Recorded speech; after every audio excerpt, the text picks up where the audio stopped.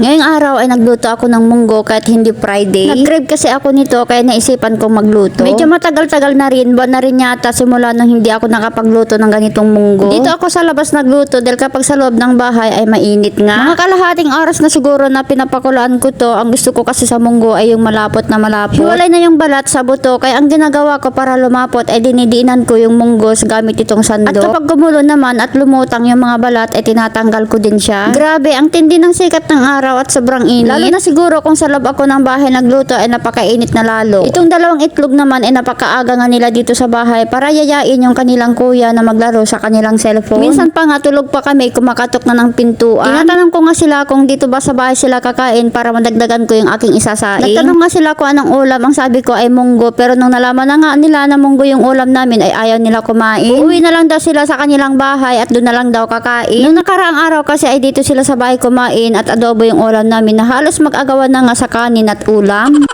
Sabi pa nga nung isa, "Hoy, tirahan mo naman ako ng kanin."